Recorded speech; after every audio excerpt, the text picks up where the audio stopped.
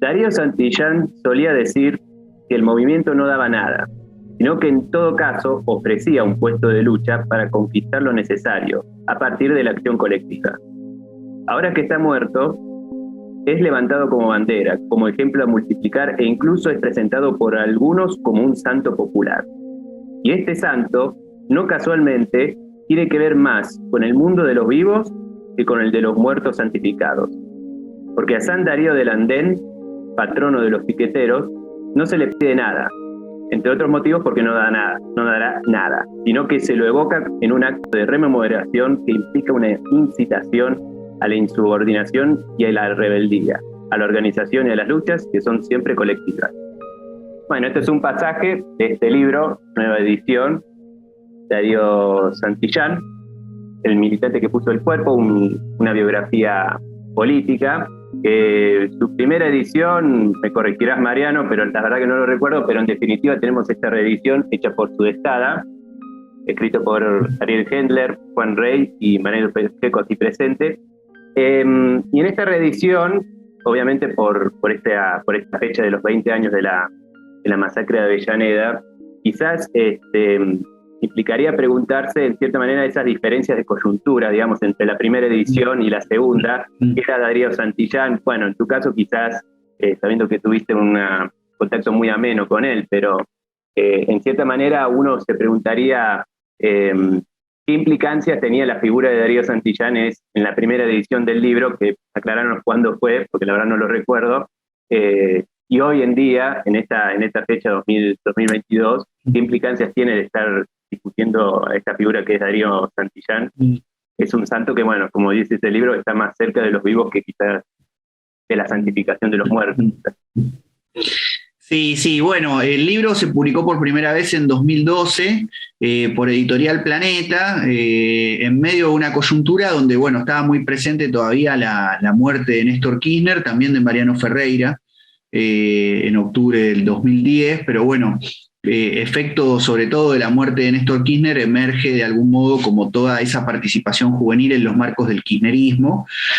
con lo cual, bueno, había nuevamente toda una discusión pública en torno a las juventudes y la política, ¿no? Y me parece que en aquellos años estaba muy presente, ¿no? Fines del 2010, pero sobre todo 2011 y 2012, estaba presente en términos hegemónicos esa idea de que con la muerte de Néstor los jóvenes habían ingresado a la política, ¿no? O que con el conflicto del campo y el gobierno de Cristina se había politizado la sociedad, ¿no? Y bueno, de algún modo el libro sale en ese contexto un poco a polemizar con esas hipótesis, algo que con los últimos años parecía, bueno, quedar un poco saldado el debate, pero a partir de las últimas declaraciones de Cristina Fernández de Kirchner, hoy vicepresidenta, en el marco del acto que realizaron con la CTA el 20 de junio, de algún modo vuelve a aparecer. Claro, si Evita viviera, bueno, podríamos pensar, algunos hubiese sido piquetera, y si Evita viviera, hoy estaría transitando las filas de la economía popular, ¿no? Entonces como que se volvió a reinstalar esta semana una discusión que muchos y muchas creíamos ya saldada, ¿no? Y que cada tanto retorna y que tiene que ver con las herencias y con los puntos de inflexión en la historia que dan paso a algo nuevo, ¿no? Entonces, bueno, nosotros somos de los que pensamos que el kirchnerismo de algún modo es un efecto de todas las luchas, o sea, es un efecto en el Estado de todas las luchas que se dieron por abajo, en el proceso de lo que en mi primer libro denominé como el ciclo que va de Cutralcó a Puente Pueyrredón, es decir, precisamente desde las puebladas que empiezan en la Patagonia y se extienden al norte del país hasta derivar en el conurbano y la capital, hasta lo que va a ser los asesinatos de Maximiliano Costecchi y Darío Santillán el 26 de junio del 2002, ¿no? Como que hay todo un ciclo de luchas ahí, desde abajo, de los sectores populares, que no es solo nacional, sino también latinoamericano, que se expresa en distintas puebladas, rebeliones y alzamientos, que en algunos lados deriva con gobiernos populares, como por ejemplo en Bolivia, con Álvaro García Linera como vicepresidente y Evo Morales encabezando la fórmula y referencia del proceso de los movimientos sociales, y en otros lugares se expresa a través de gobiernos tibiamente redistributivos, progresistas, ¿no? Pero que mantienen todavía la matriz neodesarrollista y sobre todo la matriz liberal del Estado y de la democracia representativa. En ese marco, bueno, los procesos en Argentina, en Brasil, en Uruguay,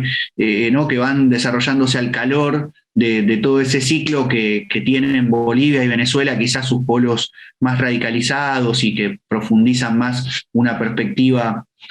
emancipatoria, se va a dar esta discusión respecto de las herencias y de los puntos de invención política, ¿no? Y bueno, para muchos de nosotros 2001 fue la marca de agua, digamos, de todo ese ciclo que de algún modo explica luego el kirchnerismo y también las políticas que va a tomar el kirchnerismo, ya con una iniciativa desde el Estado, van a marcar una agenda en la que muchas veces los movimientos sociales quedan acompañando, otras veces rezagados, pero siempre presentes en la escena política argentina, con lo cual pensar en la política y las juventudes en nuestro país, en la postdictadura, implica pensar en todas esas luchas, en todos esos procesos, que implican no solo al movimiento piquetero, ¿no? Con jóvenes emergentes como Darío y Maxi, sino también en la propia realidad de las juventudes de los años 80 y 90 que tomaron tierras para construir viviendas, que se politizaron a través de la experiencia del rock y de la lucha cultural, que pelearon contra la Ley Federal de Educación y por rearmar los centros de estudiantes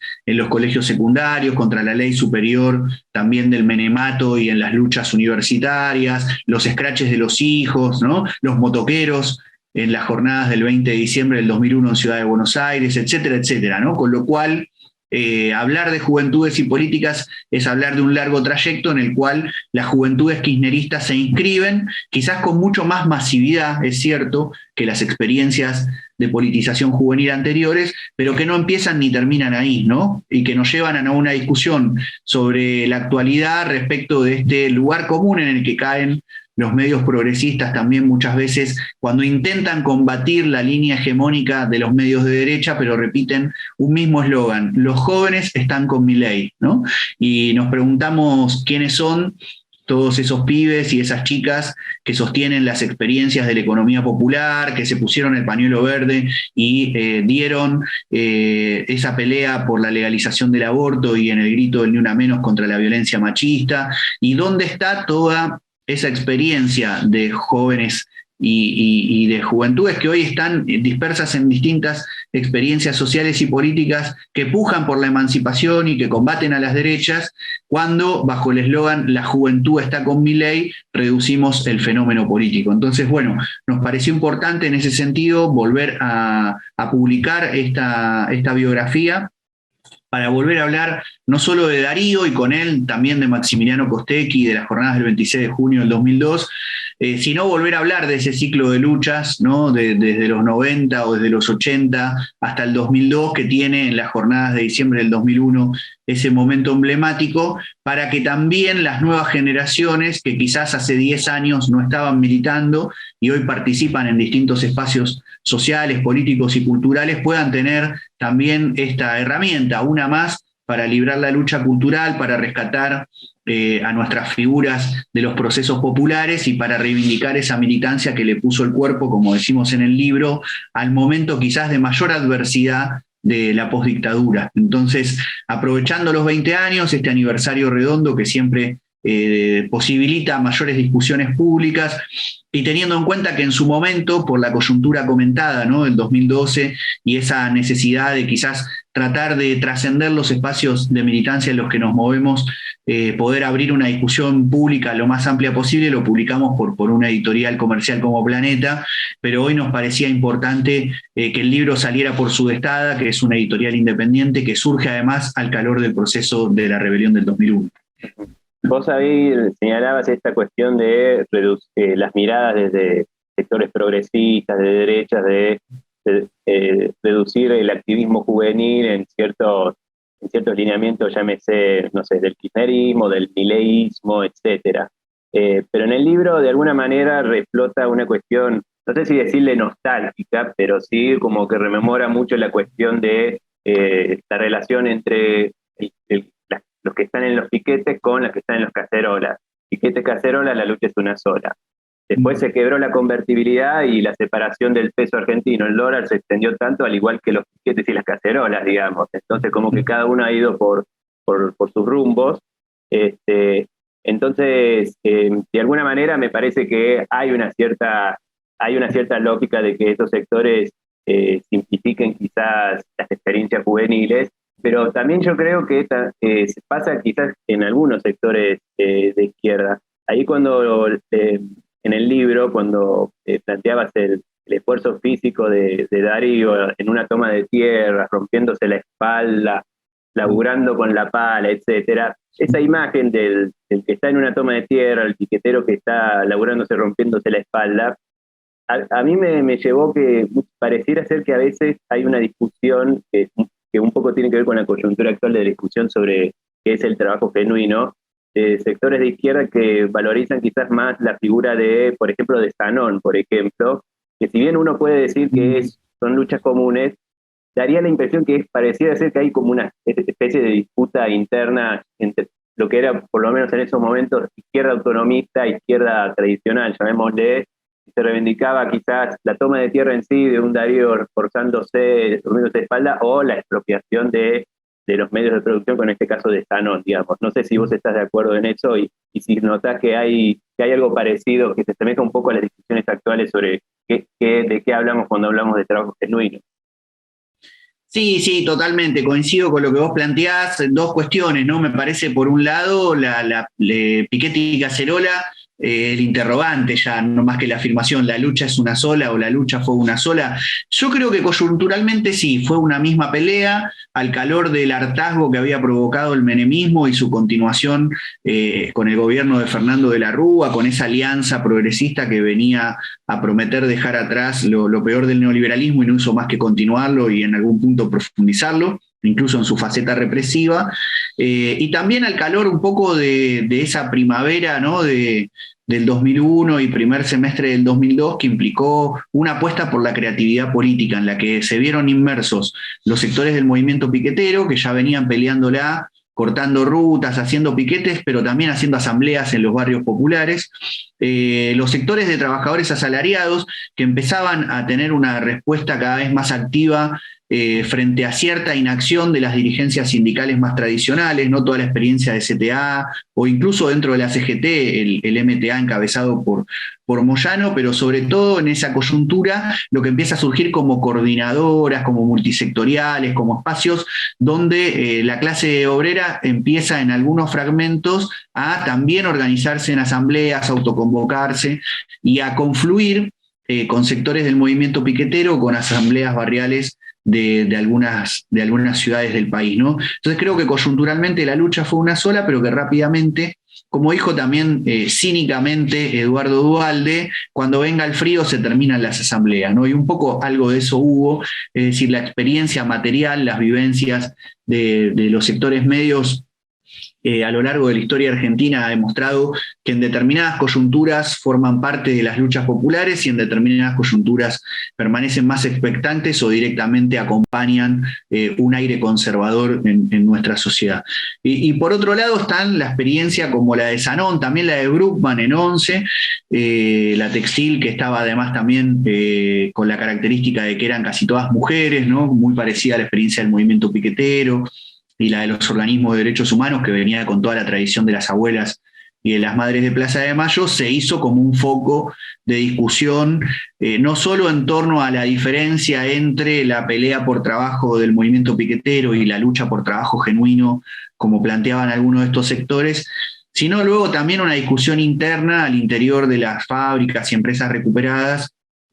respecto del camino del control obrero y de la conformación de cooperativas. Yo debo confesar que en abstracto quizás estaba más de acuerdo con el planteo quizás que podían tener Bruckmann o Zanón respecto del horizonte de control obrero de la producción, pero pasados 20 años y viendo la experiencia, me parece que toda la línea trabajada por el Movimiento Nacional de Empresas Recuperadas, que encabeza Eduardo El Vasco Murúa, que hoy es justamente director de Empresas Recuperadas dentro de la Secretaría de Desarrollo Social en el Ministerio de Desarrollo de la Nación,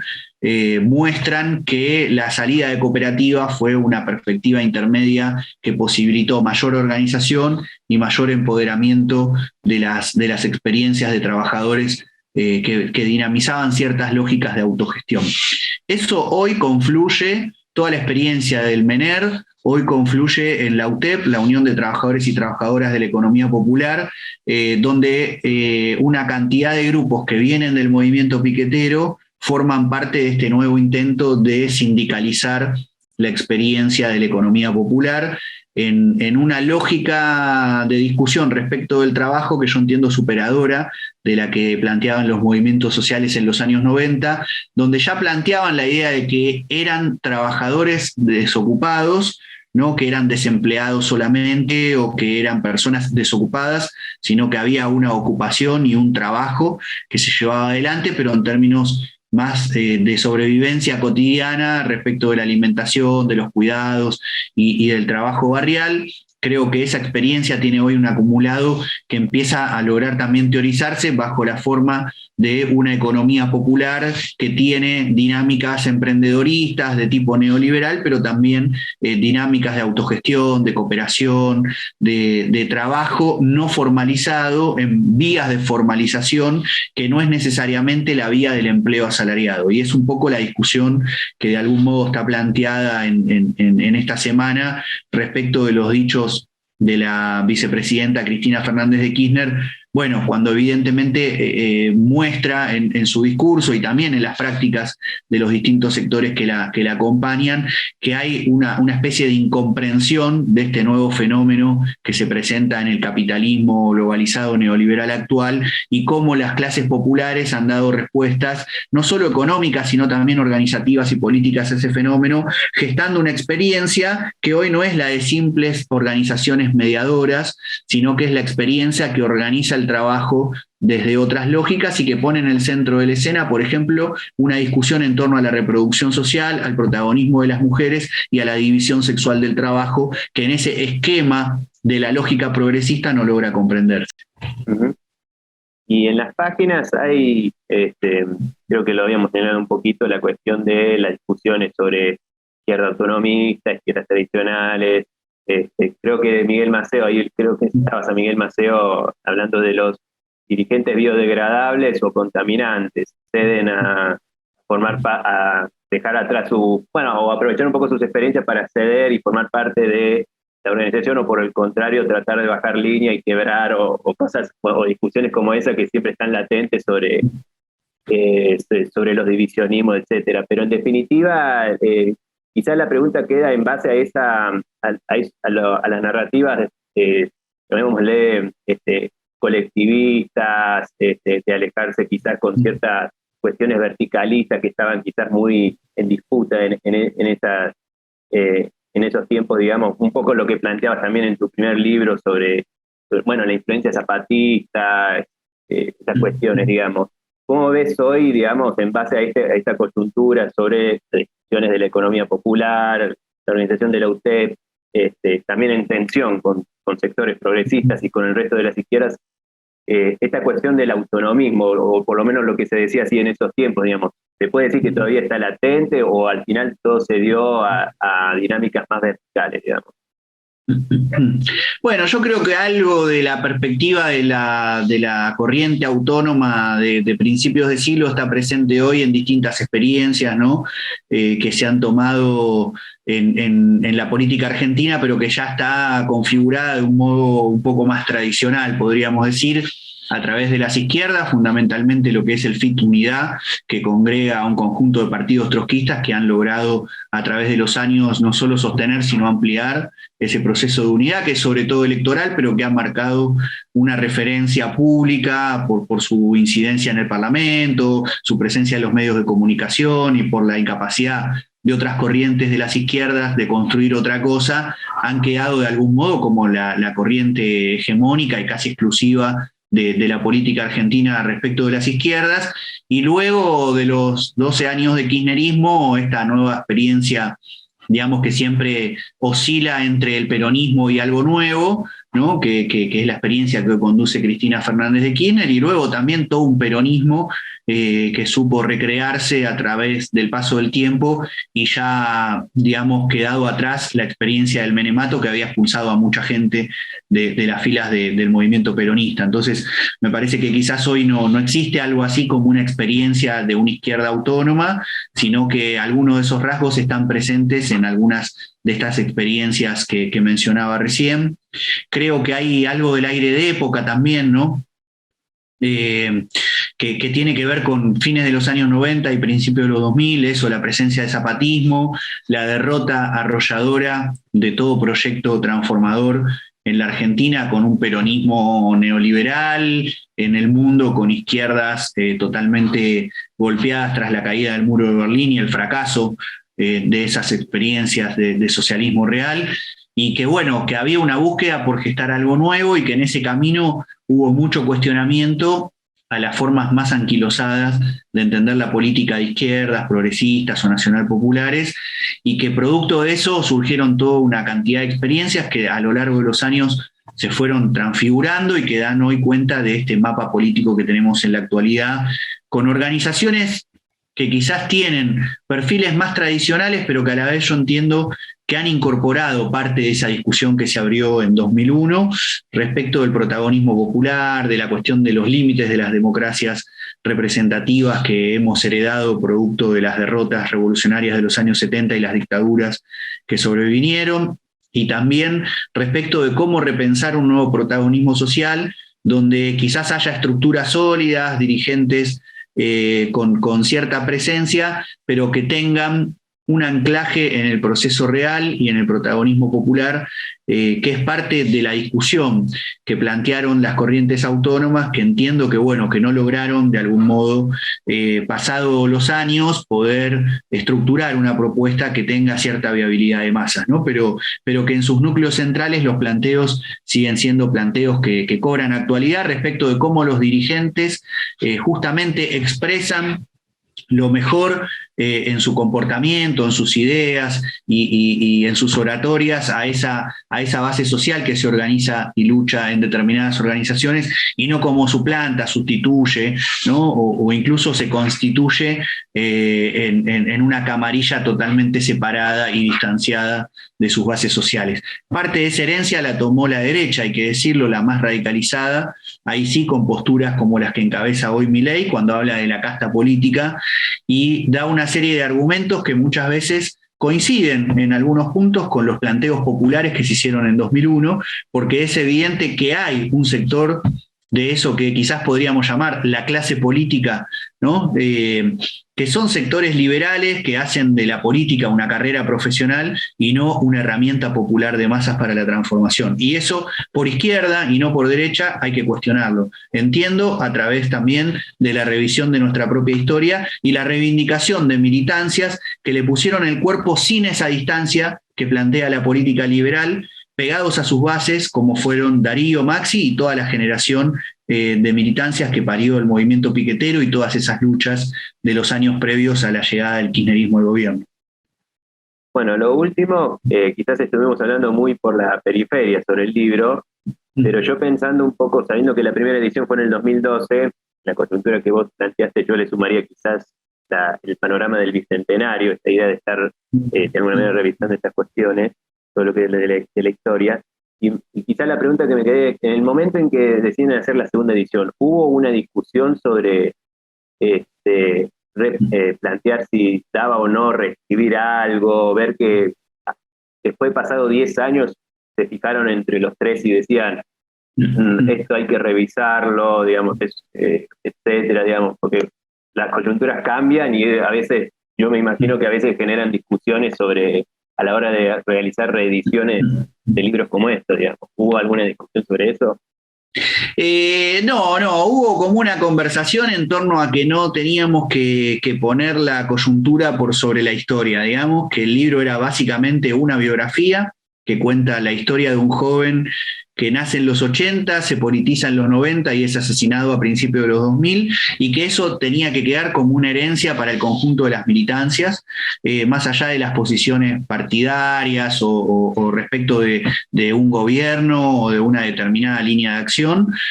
Por eso le pedimos a Alberto, el papá de Darío, que escribiera unas breves palabras. Hicimos algunos enroques, por ejemplo, algo que era un anexo, que eran unas palabras del poeta, dramaturgo y pensador Vicente Citolema, lo pusimos como prólogo, y nosotros le agregamos como unas breves líneas, eso contextualizando. Pero lo central sigue presente, que es que, bueno, seguimos reafirmando la necesidad de que Franchotti y Acosta, que son los dos policías de la bonaerense que ejecutaron el crimen, permanezcan con prisión perpetua, que es algo que se conquistó con la lucha y con una estrategia jurídica determinada, y que, bueno, hoy pasado 20 años se corre el riesgo de que queden en libertad, y la vigencia de la necesidad de seguir exigiendo juicio y castigo a los responsables políticos, con el ex presidente Eduardo Duhalde a la cabeza, como parte de esa operación de represión que implicó fuerzas coordinadas de la Policía Bonaerense, la Federal, la Gendarmería y la Prefectura, en un, digamos, trabajo sucio, como diríamos, recuperando el lenguaje que usaba la dictadura respecto de la represión, en un momento donde la conflictividad no pasa por las organizaciones guerrilleras, sino por las perspectivas de rebelión que planteaban los movimientos sociales al calor de esa época de luchas antineoliberales, y también en un contexto donde el Fondo Monetario Internacional presionaba al gobierno de turno para ordenar esa Argentina que estaba desquiciada, producto de las luchas que le pusieron un freno y pusieron en jaque el neoliberalismo presente en la Argentina por más de una década. Entonces, teniendo en cuenta ese contexto y la necesidad de que las herencias sean amplias para todos los sectores políticos, pensábamos que teníamos que sacar un libro que lo pueda leer y sacar las mejores enseñanzas de esa lucha a través de la figura de Darío, militancias de diverso tipo, sean kirchneristas, peronistas, trotskistas, anarquistas o de cualquier corriente, porque si entrábamos en una discusión de cómo leer hoy a Darío Santillán, iban a existir 10 libros. Contrafáctico. Versiones contrafácticas. Bueno, Mariano Pacheco, coautor de Darío Santillán, el militante que puso el cuerpo, está en todas las librerías, editorial Presada, y te agradecemos mucho por esta entrevista. Bueno, Lea, un saludo lunero también para toda la banda y, bueno, para quienes lean desde Córdoba, Argentina y cualquier lugar del mundo. Lean y vean.